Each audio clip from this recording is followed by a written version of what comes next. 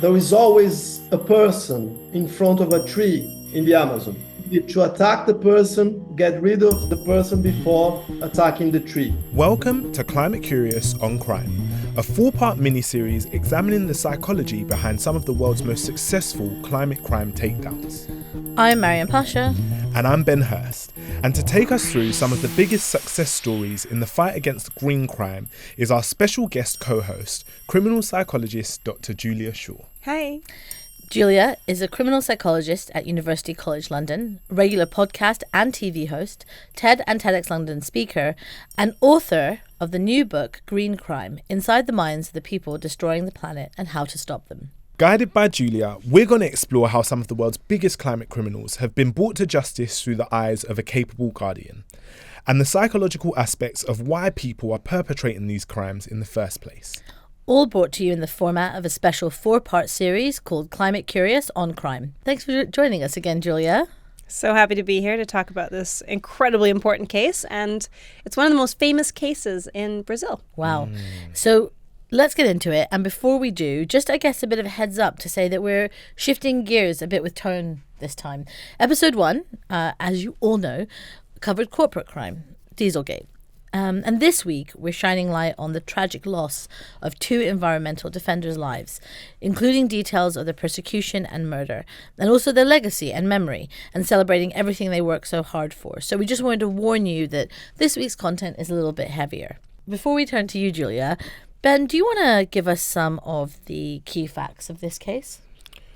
Right, well, this is the incredible story of Maria and Zé Cláudio.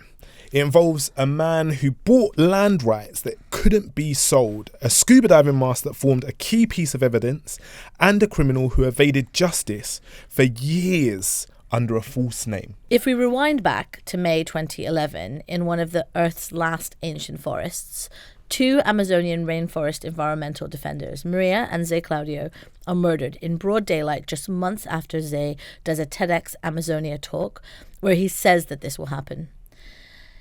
His ear is cut off as proof, and the police quickly find the killers. But who hired them? You'd think in such a vast and dense geography as a rainforest, it would be impossible to solve such a crime. But in reality, there were so many suspects, and law enforcement didn't quite know where to start. This is a story of the psychology of impunity and ownership, a story of the psychology of short-termism, and why sustainability is always framed as anti-growth. Even though the murderers went to prison for the murders of Maria and Zé, the bosses didn't. And the fights on the front lines of the Amazon still continue. Environmental defenders and indigenous peoples are getting killed and no one talks or even hears about it. Someone who's working to make that invisible work visible is environmental human rights lawyer Paulo Busse. So Julia, can you tell us a bit about this incredible lawyer that you met? Paulo Busse, I actually snowballed from a UN course that I was doing. So I was doing a course on environmental crime. You did a lot of research for this book. I did do a lot of research. I went to so many conferences. Yeah. I know a lot of UN researchers now. We WhatsApp, but it's not. That's not a flex I thought I'd have. But here we are. We're in a group. Yeah. I know all about the Convention on the International Trade in Endangered Species. Anyway, I've got so much new language. But the human rights lawyer Paulo Busse, who's also an environmental lawyer, he was working, actually, one of his first jobs was with Greenpeace, and he was initially defending activists who were being accused of various crimes or who had, in fact, perpetrated misdemeanors in various ways as part of their activism. And he was hired by Greenpeace to represent them. And so he says that he sort of accidentally fell into this. I consider this the most important work I've been involved in my life, I think, because I always had the idea that we should make the theme, violence against people in the Amazon visible, not only abroad, but also to Brazilians, because it was kind of unknown, even for Brazilians. For instance, the Brazilians who live in the region that I live, in the southern parts of Brazil, nobody even had an idea of what was going on in the Amazon, people being attacked and killed and in massive numbers. Nobody knew, and those who knew didn't care much. But now what he's doing is he has a couple of decades under his belt of working in different ways with environmental law. And he finds that the connection between human rights and that kind of international law and environmental law is really important. And so he is taking a brief. So he's compiled a bunch of cases of the murder of environmental defenders in Brazil mostly. And he's put it together into this file that he's submitting to the ICC, the International Criminal Court. So the idea is to make sure that the world pays attention to the fact that in Brazil, a lot of these environmental defenders, who are people who often live in the rainforest or other parts of nature, and are really on the front lines, or the thin green lines it's sometimes called, where there's really people about to tear down or burn down the rainforest, and there's a human being there, and they are the only ones really on site to stop them. And they get murdered at a relatively high rate, and they're often indigenous peoples and vulnerable populations. And so he says we need to make sure that people who murder these individuals get prosecuted, because the conviction rate is incredibly low. Yeah. But when I was talking to him about these indigenous peoples who are living in the forest, he said there's this really famous case that you need to know about. And it's the case of Maria and Zé Cláudio. And so this is one of the cases in his portfolio that he's submitting to the ICC. And it is a wild case, both in terms of the people and who they were as activists, and also in terms of the actual unfolding of the case itself. This seems like really important work that he's doing. And I guess part of it is you said, this is like one of the most famous cases, but, we don't hear about it. Have you ever heard of it? No. I mean, I think we've had on the podcast, we've talked about like the murder of environmental defenders, but never heard about this case. And I think that's what is quite shocking, because I think people just don't know that there's this thin green line. What a kind of beautiful phrase. Right. Let's talk about this a little bit. Can you... I have a question, which is, you said that the conviction rate for these crimes is really low. I'm wondering, like, what is that because my assumption is that that's because people are indigenous people not registered, they're not on like a census, or is it like what makes it harder to prove or to convict people for that crime? Or is it just because the rainforest is like a dense place and you don't find people getting murdered in the rainforest? I don't know. It's a good question, because the question there, of course, is why murder of indigenous people specifically, and is this any different than other kinds of murder? Right. And the answer is it seems to be in Brazil. And Paulo Busse told me that he thinks part of the issue is that governments aren't taking it seriously, and that police maybe aren't investigating it, and that the systems are failing that should be holding people accountable, and they're just not. And right. Some of that he thinks is due to corruption. Some of that's due to people not taking it maybe as seriously as other issues. Some of it's these people being at capacity. So police forces, especially when you're talking about the preliminary risk factors to the murder. So in the case of Zé Cláudio and Maria, they had reported repeatedly to the police that they were being threatened. And so if we sort of start the case there, we can start with Maria and Zé Cláudio. They were environmental defenders, and they specifically were people who were helping others also to make sure that they had land rights, and that when they were in these settlements, so they were in a specific settlement project, it's called, and they heard that this family was that someone was trying to evict them, basically. And they're like, no, you have rights as indigenous peoples. And since the Cobo Report, which was published in 1987, which defined who indigenous peoples are and started giving rights to indigenous peoples, Brazil has become actually, over time, quite strong in terms of the rights of indigenous peoples and land rights, after being really bad historically, since like 1600. Like terrible, just like horrible.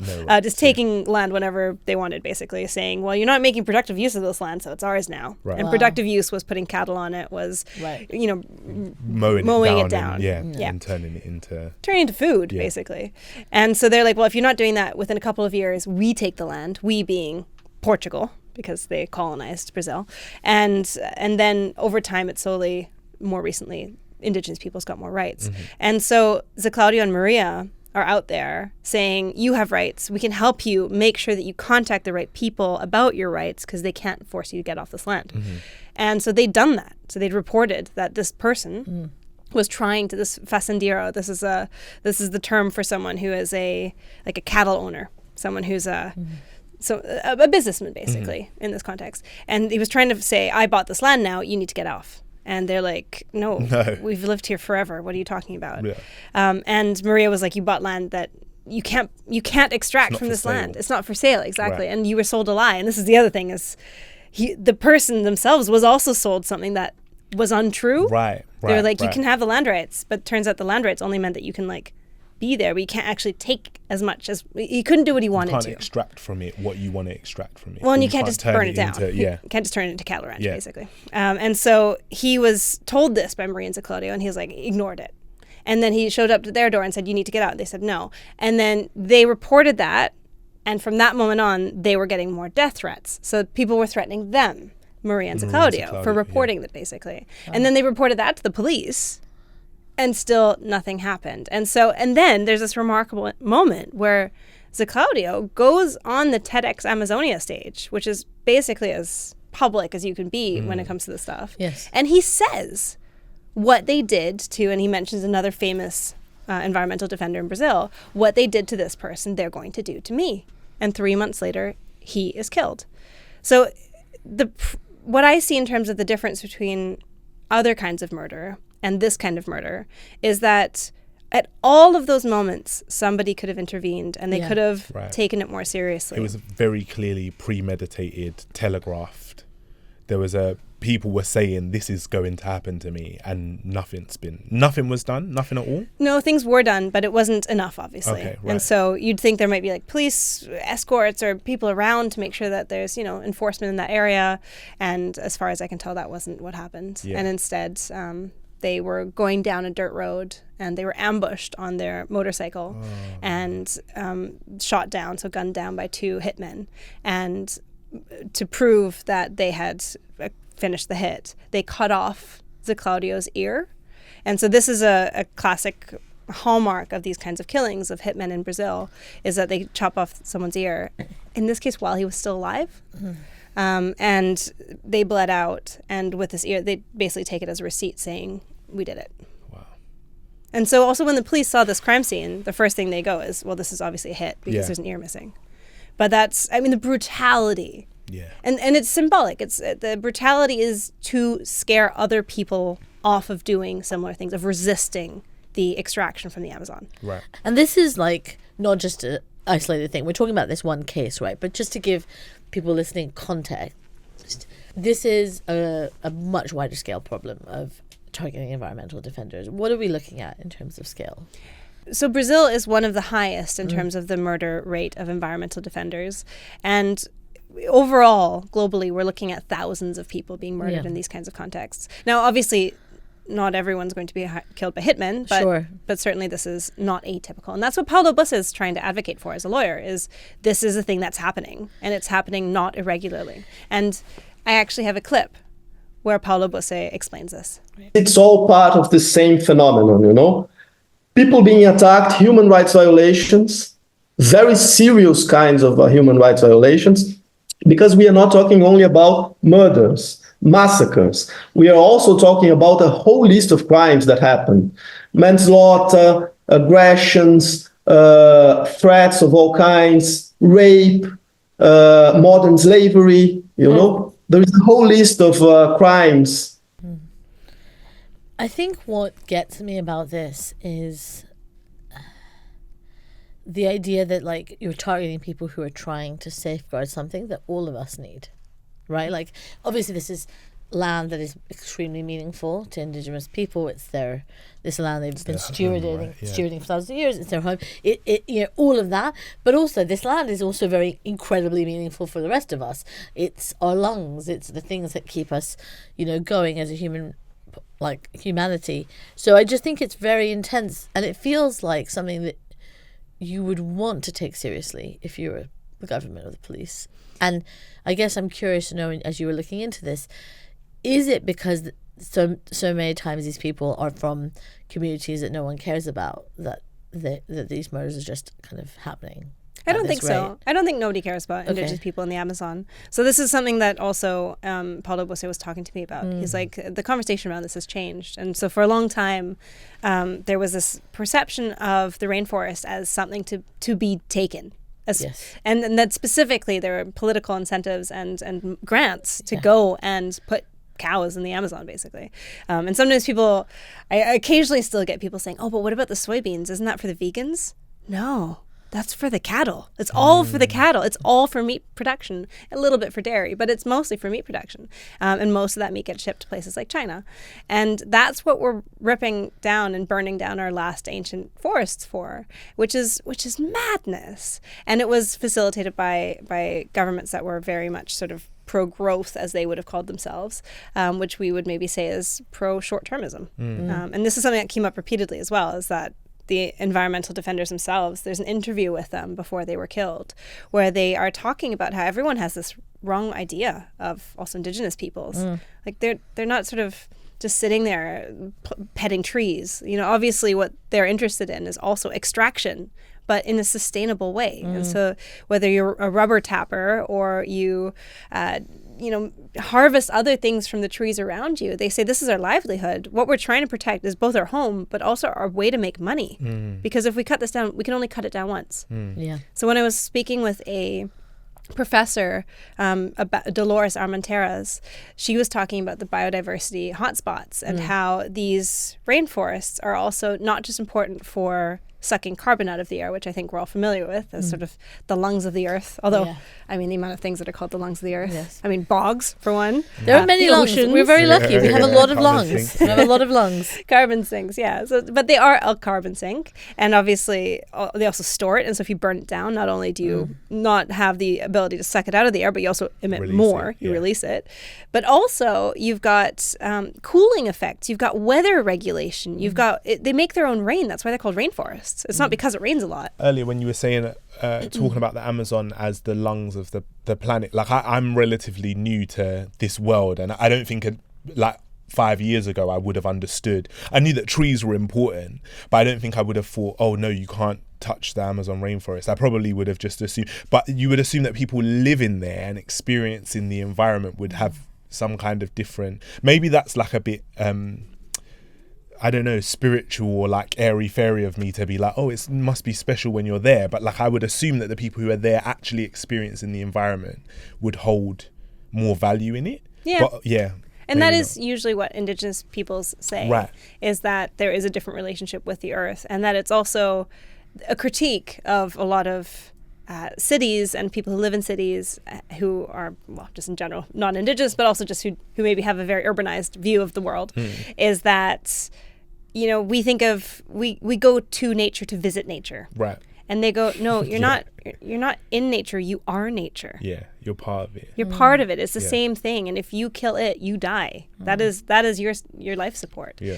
And so in addition to that, they also quite literally live there. And if someone came and stood outside your house with a can of petrol and was like, I'm going to burn your house down, you'd also be pretty upset about that. Yeah. So I think there's a lot of things going on in terms of the people living there, but also the biodiversity loss. And we need to obviously protect that. These huge biodiversity hotspots. Yeah, I guess there's just this enduring, I think, a very colonialist way of thinking, right? That this land is quote unquote empty. Well, that was the case. And I think, so in the chapter in Green Crime, I talk about these experiments where we talk about what happens if we have a common good. Right. So public goods experiments where you have a park. And then the question is, are we going to protect the park or are we going to take from the park? Are we, if we have a prisoner's dilemma kind of situation and we have to wrestle for a resource, do we share so that we each get some of it? Do I try to take all of it and take it from you? Do I take some of it even at the risk that you will take some of it and it'll be destroyed, for example? And so what we find when we look at these experiments, which are basically testing human selfishness, is in general, if there is a common good, do people act selfishly? What do you think the answer is? There was recently a really big meta-analysis on this, and it surprised me. In the end, if there is a common good, do people act selfishly? Do they try to take it for themselves, or do they try to share it? I think they try to share it. I think it depends on which people they are. I think it depends on how polluted they are. Polluted, strong word, but like how psychologically socialized. Yeah, how socialized they are into a capitalistic way of being. Because I think if you dropped me into one of those experiments, my thought process would probably quite literally be, this will benefit everyone, but somebody's gonna fuck it up. So I need to take a bit for like in COVID with the toilet rolls. Do you know what I mean? Like, where it's like, obviously we all need resources and there's more than enough for everyone. But in case somebody makes it so that there's not enough, I need to get mine. I guess my thinking on this, because you said it's pretty wide study, is I think that people who are from parts of the world and are from community, basically I think people who are not wealthy and come from very, very wealthy backgrounds actually are much more willing to share and take care of a common good. And I have this, maybe it's a stereotype that people with extreme wealth and other kinds of privilege are kind of have this mindset that they need to hoard it for themselves. So that's why I think there are more people that are not extremely wealthy, and so I think more people would share it. So the studies that have been done, which don't, as far as I know, include extremely wealthy billionaires. Somehow we're both going to be wrong. We're both include mostly normal people. But in those studies, I was surprised because I always want to see the good in people. That most people act selfishly. And when you teach people about the resource, they learn how to be more selfish and take more for themselves.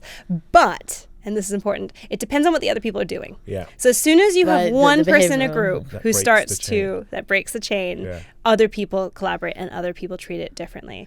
And so I think that basically there is this tendency. I mean, I was recently in a place staying like in a communal sort of facility, and some people treated the kitchen like they would just leave their stuff everywhere. Yeah. And you're going, this is your rubbish. Like, this is a shared space. What are you doing? Yeah. Like, That's clean not up how this after works. Yourself. Yeah. It was just it was a bizarre sort of microcosm of like most people are doing it properly, and this like one person or two people aren't, and they're acting really selfishly by just leaving their stuff everywhere. But that is a thing that can happen, but we know that leading by example and changing norms around that can also lead to conformity in a good way, where people conform to the fact that that is unacceptable. Well, I guess that's interesting because it's like whoever sets a trend, right? Like if you walk into a space and it's destroyed, you're like, I'm not going to be the fool that cleans this place up. Yeah, you know? no way. But if you walk into a place and it's pristine, or fine, you think, well, at least I will not be the idiot who destroys it. So you can absolutely, I think it's where you set that norm for people. Definitely. So definitely the norms, and also in terms of what you were saying with the ownership of the I'd want to have all the toilet rolls because I know I'm going to do this properly. I mean, that's the billionaire argument for charity, which is that I don't think we should pay taxes because I want to control which organizations get money. Yeah. And that is assuming also a lot of knowledge. It's a very self-confident thing to say, right? Where you're like, you understand the landscape of what needs to happen robustly. Better than the experts who've been doing this for ages as well. And so with that, that is a thing that comes up a lot, which is ownership. Of like, what if we just give people, like Indigenous people, ownership? And the answer is, it does seem to work with Indigenous peoples, and that's because they have what's called psychological ownership. So they don't just legally own the land. Yes. They also, it's their home. It's theirs. They want to protect it. It's much like we have our homes that we don't want to burn down. But if you just give people legal ownership without psychological ownership, they're more likely to destroy it because it's theirs. And they go, this is mine. I can do whatever I want with this. Yeah. And so there is that sort of, I can understand the thought of, if it's mine, I'm going to want to protect it. But actually, that's not how it is found most of the time. Yeah. It is more important to make sure that people also have psychological ownership. And sometimes, and this I write about as well, is that nature is also occasionally now given its own rights. Yes. And so the rights of nature as an inherent entity where you have sort of a committee or a board that is managing the rights, much like we have for companies. Like companies are a legal entity. We had that, didn't we? We talked to Grant Wilson, who's helping do this as a lawyer, but also we talked to two incredible activists from the river. India? Oh, Albania. Yeah. So we also like which one? Because we talked to these two amazing activists. Well, they wouldn't even call themselves activists, were they? They were just people trying to give rights to a river in Europe so that it could be protected, and It's kind of incredible. There's been various rivers, especially of cultural significance, that have briefly either where people have tried to give them inherent rights or where they have briefly succeeded in giving them rights, but it's never stuck. But there is a space called Te Urera in New Zealand, which has its own rights. Yeah, and this river in Albania has just been given its rights. Has it? So we're hoping it sticks. That it sticks. So let's go back to this case, because I think one of the things that can happen is we can always talk about the murder. And you've done some incredible work also telling us a bit about Maria and Zé Cláudio's work and the work that they stood for and the work that they did. Will you tell us a bit about them as people as well, so we don't just know about their deaths? So Zé Cláudio and Maria, they were living in the rainforest and in a place called Para. And in this state, it's known as one of the most violent states. It's one of the most dangerous places to live because of the shaky land rights situation. And so what we know from research is that whenever there are land ownership insecurities is often how it's talked about, where you're not totally sure who has what rights over which land, that's when conflict is highest. And so this region of Para, where they live, has that. But they lived there their whole lives, and they were nut gatherers, and so they were living off of the trees, and when they weren't able to collect and sell those, they would weave baskets. And their whole thing was, again, that they are there to profit from nature and to live with nature and as part of nature. And you can see in the videos that were recording them, so before they were killed, they were announced to be heroes of the forest by the United Nations, and they were getting this award. And so there was this video made of them to give them this award. And so it has Zé Cláudio just in front of this huge tree, and he's got his arms outstretched, and you can just almost see him fly, and the tree is wider than his wingspan is. And he's got this Che Guevara hat, and he seems simultaneously really happy, and it's really nice to see him in his home. But also when it then switches to Maria, you can see that she's worn out. She seems sad and tired of the fight. So I think that's where it's quite emotional to watch, because she is describing how difficult it is. She's describing how, they're perceived as the enemy, but they're not the enemy, and how there's these people coming after them, and it's just really difficult. And nobody's doing anything. Well, or they're not doing enough. Yeah. And so what happened? So they obviously, murdered for trying to stand up against this landowner, quote unquote, landowner. What happened then? So what happens is the murder scene is discovered. So they're murdered early in the morning, and they're driving their yellow motorcycle down this dirt road, and they're ambushed by two men, and Zé Cláudio's ear is cut off, and they bleed to death on the road. And the men who escape, however, leave behind a neoprene diving mask, the under mask, and the police find this. And it's unclear whether they had sort of tossed it off on purpose or whether they dropped it by accident. But it's nearby, and they go, okay, well, this might be a clue. They have someone who was fixing his fence that morning who says, I saw the guys on the motorcycle, and I recognized one of them because I'd spoken to him. And so he's identified pretty quickly. And then the diving mask, they find hairs in the diving mask. And this forensic scientist, she goes through it and she says, I've got a match for one of them, but there's a hair for somebody else. So this person who was identified is matched quickly with this hair. And then there's this other hair, and they're like, who is this other hair from? And it's not from the guy who was also on the motorcycle. So there's two guys on the motorcycle. It's from somebody else. And they realize that it's from the brother of one of the hitmen. And that's the guy who had recently bought the land rights. And so initially, they had this really big list of suspects, because Zé Cláudio was sort of going around knocking on people's doors with Maria, saying, you can't extract here. You need to be, your rights aren't we have rights here and you don't. Yeah. And there were all these different people who had a grudge basically with these guys because they had for decades been standing up for other people's land rights. But this guy was then quickly tied to the case. And so they're brought in and they're questioned and they are tried.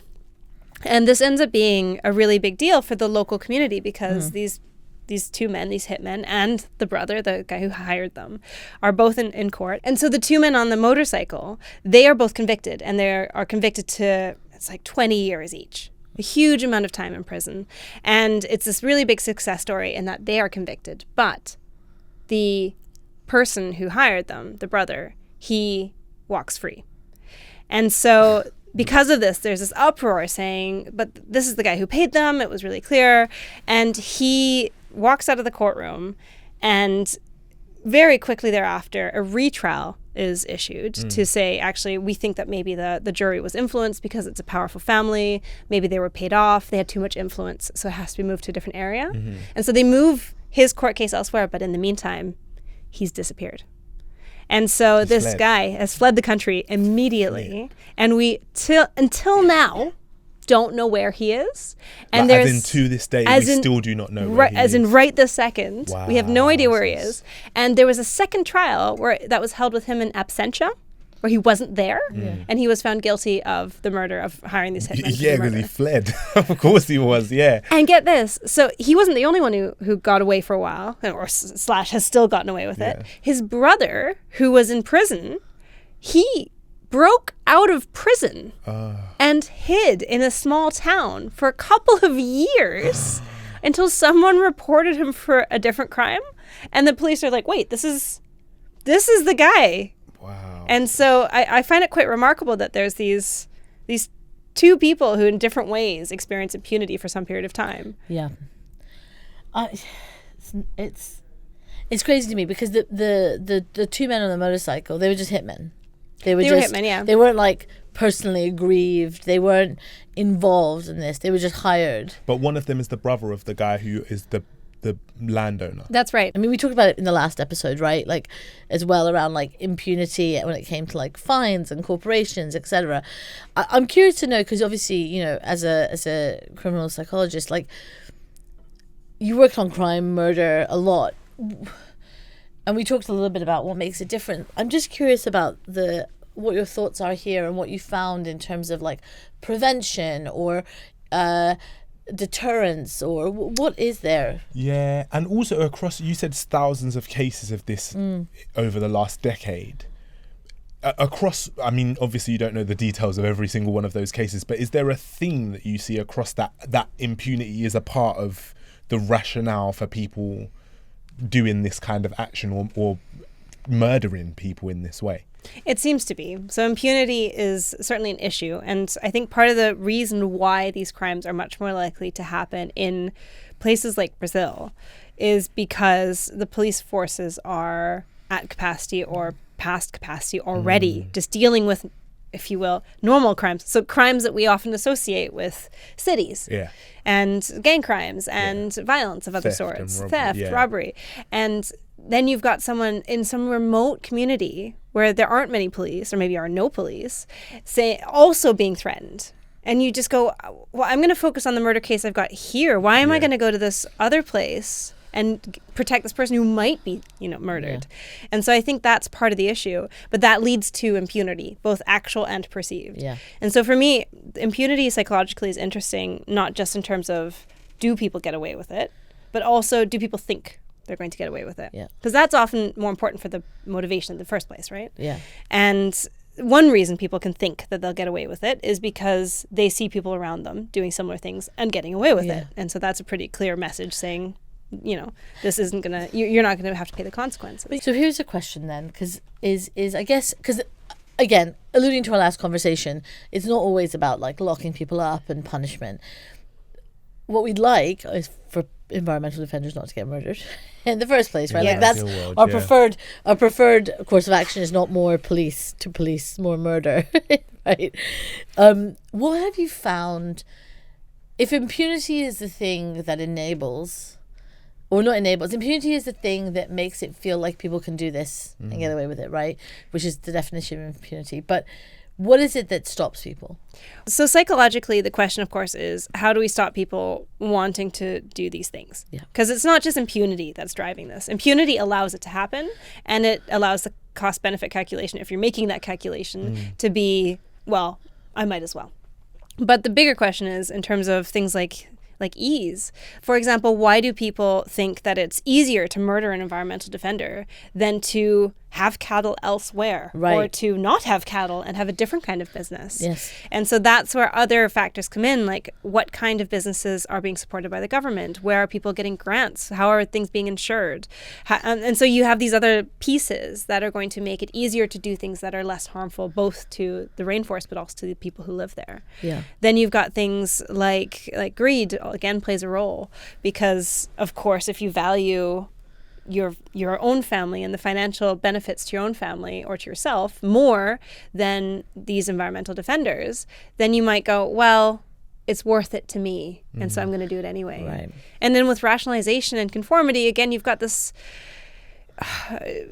they're in the way, I have to do this, I don't want to do this, but I have to do it. Other people are doing this, they're forcing, whatever, however you rationalize it to yourself. And to me, some of the interventions that we can do actually parallel what we know from organized crime. Right. Interesting. Is that we're not comparing this with someone who's impulsively murdering someone out of anger. We're comparing this to like a hit that is being ordered in, for example, an organized crime or gang situation. And that isn't because the person profoundly hates and cares deeply about this individual. That's usually because they're part of something else that they do care about, that is part of their identity, or that's paying them. And so they're going to engage in this criminal behavior. So it's stopping those factors, but also holding people accountable is part of that. I guess there's something here, and we talked about it a bit about land and ownership. Like, it seems like if we could get a more clarity, it's a very boring answer, I wonder, but it's like if we had clearer land rights, clearer ownership, clearer documentation, all of that, then it wouldn't be easy. Like, for example, if Maria and Zé Cláudio could have just been like, well, here it is in the government documents, like, we own this land, you don't, would that have made it easier, would it have made it harder, for this other person to then use the kind of like lack of clarity as a reason? I don't know. Because in the first instance, you said that he also believed that he had bought the rights to the land.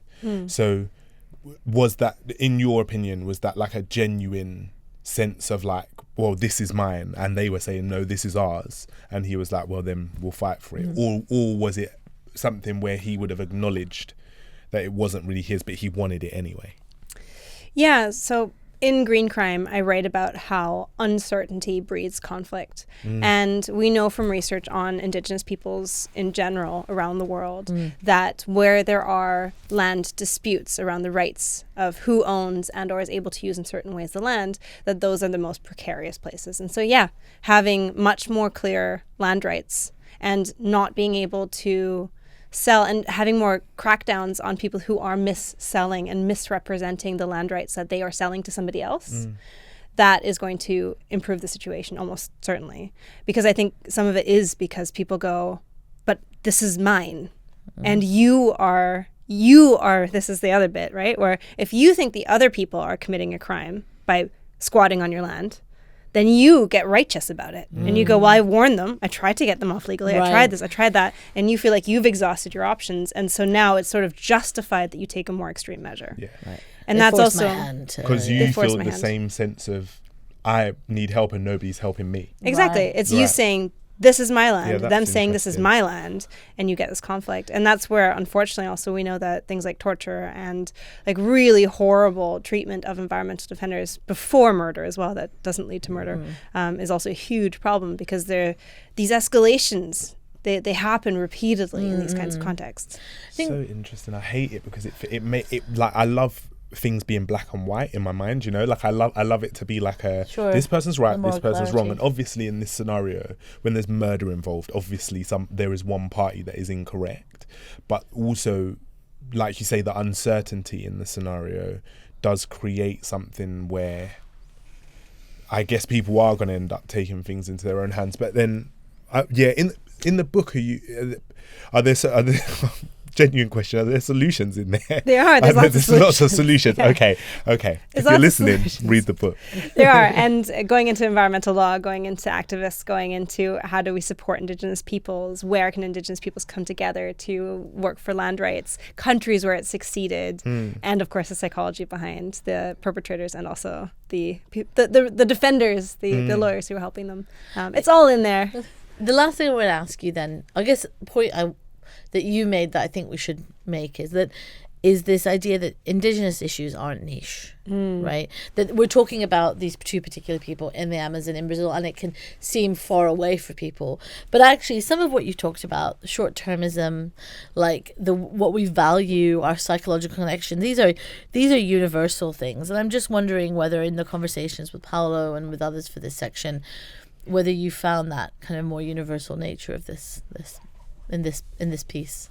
Definitely. And well, for one, as a Canadian, Indigenous peoples don't just live in the Amazon. Yes. There's Indigenous peoples all over the place.